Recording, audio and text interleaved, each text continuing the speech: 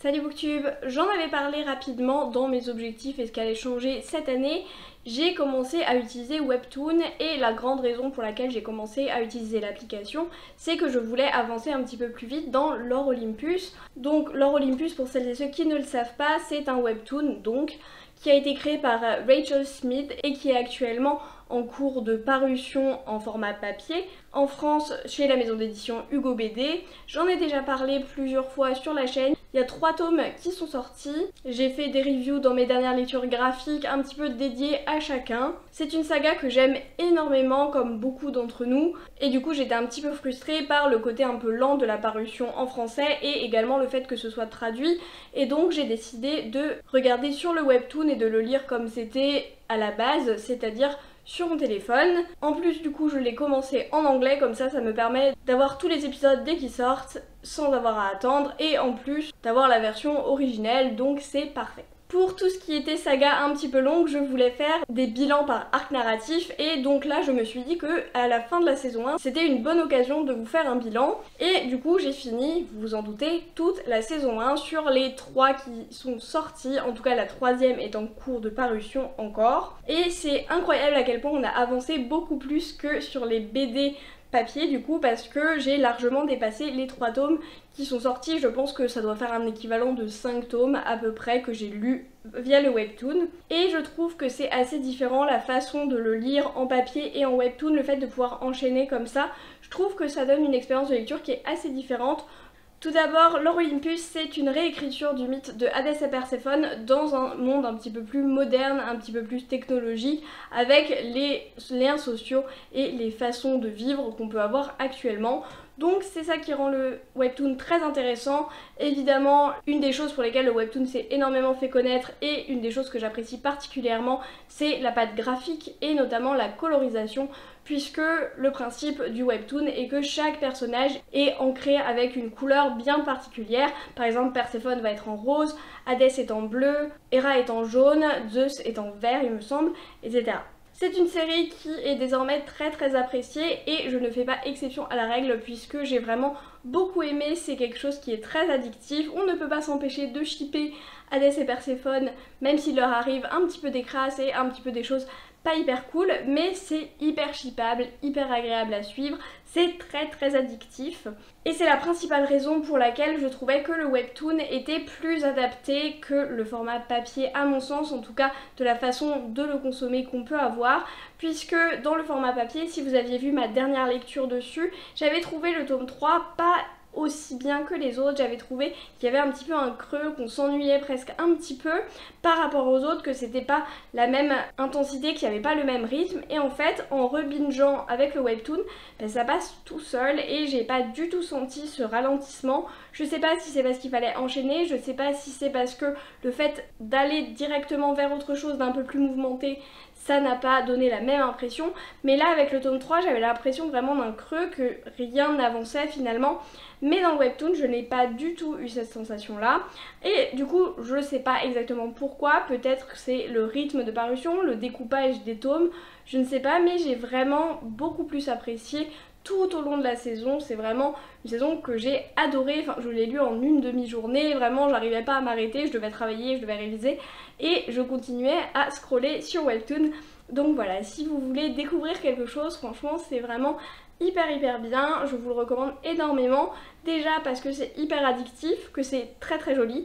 qu'on adore les personnages de Hadès et Perséphone notamment, et d'autres personnages également, mais également pour les sujets qu'ils traitent. Et c'est de ça dont je voudrais vous parler plus en détail dans cette vidéo, puisque quelque chose qui m'a marqué dans ce webtoon, c'est vraiment les thématiques qui sont abordées, et notamment les thématiques des relations toxiques voire dangereuses. J'ai trouvé que c'était très bien amené et il y a énormément de types de relations toxiques différentes, que ce soit en amour, en amitié, dans une fratrie, dans des relations mère-fille, etc. Vraiment, il y a énormément de représentations de relations toxiques différentes et qui sont établies comme telles. Ça ne se cache pas du fait que ce soit toxique, que ce soit négatif, et au contraire je trouve que c'est assez intéressant pour lancer la discussion. Certaines vont être dénoncées de façon plus évidente que d'autres, mais aussi selon la gravité de ce qui se passe évidemment, mais je trouve que c'est jamais mis en évidence de façon positive Et au contraire c'est plus les relations saines parce qu'il y en a énormément aussi, et je peux notamment parler de la relation entre Perséphone et Eros que j'aime énormément, mais aussi avec Artémis, etc. Vraiment on a énormément de relations qui sont montrées comme positives.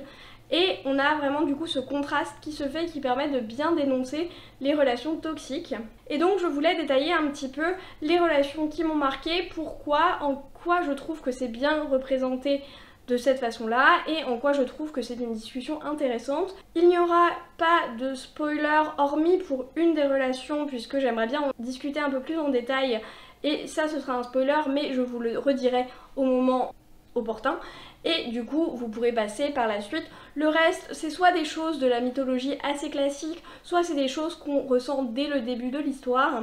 en tout cas au moins dès le premier tome quoi. Donc vous pouvez regarder si ça vous intéresse et je vous dirai quand il y aura un spoiler. Je vais commencer par la relation finalement la moins toxique et qui n'est pas si toxique que ça. Il s'agit de Hadès et Perséphone, puisque ils ont une relation qui est quand même plutôt saine, en tout cas qui débute sur des bases plutôt saines je trouve, mais il y a toujours ce problème existentiel de la différence d'âge puisque Hadès est très vieux évidemment, il a plusieurs milliers d'années et que Perséphone est une toute jeune déesse et elle n'est qu'une jeune adulte et donc elle a je sais plus 17-18 ans, quelque chose comme ça. Donc évidemment ça pose un problème. Dans beaucoup de livres, on n'aurait pas eu du tout cette question qui aurait été abordée, mais là c'est vraiment le cas. Hadès ne veut pas finalement être avec Perséphone pour cette raison-là, malgré les sentiments qui les lient tous les deux. Mais j'étais très contente que ce soit quelque chose qui soit discuté, qu'on aborde vraiment les pour et les contre, etc.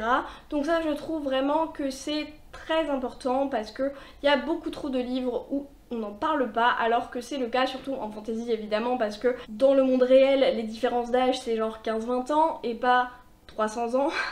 Mais c'est quelque chose qu'on revoit assez régulièrement et souvent on n'en parle pas, donc là j'ai trouvé ça très cool que ça soit discuté. La première relation toxique qui me vient en tête quand on parle de Hadès et Perséphone, c'est la relation entre Hadès et Mint qui sont du coup en couple plus ou moins dès le début du webtoon, et en fait c'est un couple qui vont casser puis se remettre ensemble, puis recasser puis se remettre ensemble, et je trouve qu'il y a vraiment un côté extrêmement négatif, extrêmement toxique, notamment avec le personnage de Mint, puisque Hadès essaye quand même de faire des pas vers elle, de ce que nous on en voit en tout cas. Hadès essaye de faire des pas vers elle, mais Mint est très insecure et du coup elle essaye de se rassurer, d'avoir la preuve que Hadès l'aime, de ses sentiments pour elle. Elle va en devenir très maltraitante, elle va l'ignorer pour voir s'il va quand même la recontacter. Il y a plusieurs fois où elle manque des rendez-vous avec lui exprès parce que en même temps elle a peur de s'engager et elle ne veut pas s'engager avec Hadès, mais d'un autre côté quand il lui dit que ça se fait pas, et bah elle va retourner dire qu'elle s'excuse, qu'elle l'aime quand même, qu'il lui a fait peur. Et il y a beaucoup de manipulation, on voit vraiment tout le gaslighting, toute la manipulation qu'on peut avoir dans les relations toxiques. Je trouvais que c'était très bien fait et on voit aussi le problème du côté de Hadès qui se fait un petit peu manipuler et qui finalement il retourne à chaque fois et abandonne à chaque fois parce que déjà il a des sentiments pour elle, et aussi c'est sa solitude qui parle avant tout puisque c'est le roi du royaume des morts et donc il est un petit peu seul, personne ne veut trop avoir affaire à lui et il trouve que Mint pourrait faire le taf en tant que son épouse, et du coup il se retrouve vraiment embrigadé là-dedans, embrigadé dans cette idée préconçue qu'il a, cette envie de tromper sa solitude, mais en même temps avec quelqu'un qui ne répond pas à ses besoins et qui va même parfois aller plus loin à le blesser directement. Et donc il est un petit peu difficile pour lui d'en sortir. On voit qu'il a à la fois pas envie d'être avec elle, mais à la fois très envie d'être avec elle, et c'est toute cette ambivalence que je trouve très intéressante. Et on voit vraiment à quel point tout est dénoncé, tous les éléments vraiment toxiques, vraiment blessants que Mint va faire sont jamais excusés. Et même si on voit Hadès qui la pardonne, tous les autres personnages qui vont être au courant disent mais c'est pas acceptable, il ne faut pas avoir ce genre de relation. Et ça je trouve ça hyper cool et hyper important. Une autre relation toxique, on reste pour le coup avec Mint, c'est Mint avec ce qu'elle appelle sa meilleure amie, je ne sais plus son prénom, mais avec sa meilleure amie, et on voit en fait à quel point Mint elle-même se fait manipuler par son amie parce que son amie cherche à être plus intéressante qu'elle, à être meilleure et à rabaisser Mint, à lui mettre les bâtons dans les roues pour qu'elle puisse être heureuse, et elle va continuer en fait à aggraver les insécurités de Mint et ses difficultés, ses problèmes de couple avec Hades, ses problèmes relationnels en général, et en fait son amie a un peu tendance à la frapper quand elle est déjà à terre, on va dire, pour se sentir supérieure et meilleure qu'elle, et du coup c'est vraiment intéressant je trouve de voir ce genre de relation mise en scène puisque c'est une relation toxique mais d'amitié. Et je trouve ça très intéressant, on n'a pas la chance d'en voir souvent et ça peut être le genre de relation très malsaine qu'on peut avoir notamment entre deux femmes parce que c'est la façon dont on a été éduqué d'une certaine manière. Ça peut être ce genre de relation où on essaye de tirer les autres vers le bas parce que c'est un petit peu la seule façon qu'on nous a appris d'être ok avec nous-mêmes, et donc tout ça c'est pareil, c'est très dénoncé, et on a d'un autre côté des relations beaucoup plus positives et beaucoup plus saines d'amitié évidemment entre Artémis et Perséphone notamment. C'est une relation que j'adore et on voit bien qu'elles se soutiennent et qu'elles sont là l'une pour l'autre et qu'elles ne sont pas à se tirer dans les pattes, et donc ça c'est vraiment hyper sympa. Un énorme classique de la mythologie grecque quand on parle de relations toxiques, il s'agit de Zeus et Héra qui sont quand même une partie assez importante du livre puisque on va les voir plusieurs fois et on a un petit peu de temps pour découvrir leur relation. Donc Zeus qui va un petit peu coucher à droite à gauche, je dis un petit peu mais en vrai c'est beaucoup. Et on voit à quel point Héra est un petit peu coincée là-dedans puisqu'elle est vraiment soumise à Zeus, qui a un peu l'impression limite que des fois c'est sa propriété un petit peu Héra, puisqu'elle est mariée avec lui, elle peut rien faire, elle peut pas trop dire grand chose parce qu'en fait c'est le maître de l'Olympe et elle essaye de lutter un petit peu à sa façon finalement, de contrer ce qu'il dit, elle se laisse pas trop faire non plus, mais c'est vrai qu'on voit le problème de pouvoir et la balance qui va s'exercer au sein du Panthéon, et donc c'est ça aussi qui est intéressant. Et Héra pète littéralement des câbles tout le temps, mais c'est Héra donc c'est normal. Et finalement on voit que Héra n'est pas toute rose non plus puisque des fois elle a fait des choses assez répréhensibles pour se venger et elle a un petit peu imité Zeus dans certains de ses comportements pour se venger de lui, et donc on voit que finalement les deux parties ne sont pas non plus tout roses, il n'y a pas un bon côté et un mauvais côté, même si Zeus est quand même un gros enfoiré, ça on ne va pas le nier. Et enfin la dernière relation très toxique et très dangereuse même, il s'agit de la relation entre Apollon et Perséphone. Donc là je vais mettre un spoiler, si vous les avez lus en papier vous pouvez continuer, il n'y a pas de grosses révélations de plus que ce qu'on sait à la fin du tome 3, et pour celles et ceux qui l'ont lu on va rager. Donc évidemment le plus toxique c'est bien sûr la relation entre Apollon et Perséphone, si on peut même appeler ça une relation, puisque Apollon a simplement violé Perséphone. Elle a refusé plusieurs fois, elle a dit non très clairement, et il a quand même profité d'elle sans même se rendre compte finalement qu'il n'avait pas eu son consentement, et en pensant que tout lui était dû, vu qu'il est Apollon, tout le monde doit vouloir coucher avec lui, et donc c'est aussi quelque chose qui entraîne Perséphone dans une grande détresse évidemment. Et c'est intéressant parce qu'il y a beaucoup de côtés où Perséphone se rend responsable elle-même, puisque elle dit mais finalement peut-être que j'avais dit oui d'une certaine manière, j'ai pas forcément dit assez non, j'ai pas forcément eu les bonnes réactions, et j'étais extrêmement contente que Eros lui vienne en aide et lui explique un petit peu tout, lui dise que en fait c'était un viol, qu'il avait tort à tous les points de vue et que Perséphone n'a rien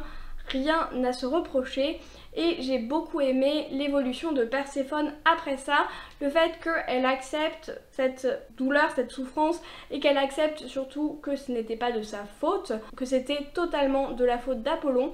Et ça c'est vraiment quelque chose qui était important, une discussion qui était importante d'avoir, et j'étais hyper contente que ce soit Eros qui puisse l'avoir avec elle. Et après de voir la réaction de Perséphone par rapport à tout ça, la voir monter en puissance et vraiment vouloir contrer, vouloir défoncer la gueule à Apollon, ça c'était vraiment hyper cool. Et je suis extrêmement contente de la façon dont ça a été traité, la façon dont ça a été fait, même si c'est quelque chose qui est difficile à voir notamment et à lire. Il y a toujours également des trigger warnings, notamment sur le webtoon en haut des chapitres, des épisodes, il y a des trigger warnings. Donc j'ai trouvé ça plutôt bien parce que c'est des scènes qui peuvent être difficiles à regarder et il faut être préparé à ça. Donc au-delà de la relation entre Hadès et Perséphone, c'est vraiment toutes ces dimensions-là, tous ces types de représentations de relations toxiques qui m'ont marqué parce que en fait on a vraiment une comparaison et une mise en opposition de relations toxiques et de relations saines,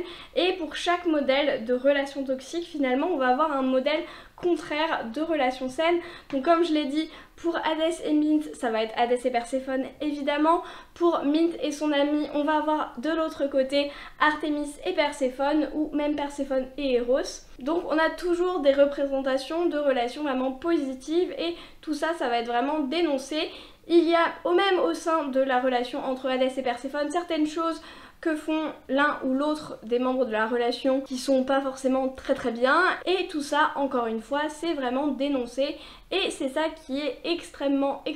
cool. Si vous n'avez toujours pas commencé à lire Lore Olympus, vous pouvez soit aller acheter le début, je crois que le tome 4 sort en milieu d'année il me semble, soit vous pouvez même les lire sur Webtoon, que ce soit en français ou en anglais, ils sont disponibles dans les deux. C'est gratuit en plus puisque ce n'est pas terminé, donc en plus on n'a pas un épisode par jour comme ça peut être le cas parfois. Donc on peut binger absolument tout et c'est génial. Et donc je vais vraiment continuer avec la saison 2 et la saison 3. Et ensuite être dans l'enfer du un épisode par semaine probablement. Mais je pense que je reviendrai vers vous si j'ai d'autres choses à discuter ou juste pour donner mon avis sur la suite de la saga, puisque je pense que j'aurai beaucoup de choses à en dire, et notamment peut-être plus sur la relation entre Hadès et Perséphone à mesure qu'elle grandit et qu'elle se construit. Et donc si ça vous intéresse, n'hésitez pas à vous abonner, n'hésitez pas à me le dire en commentaire.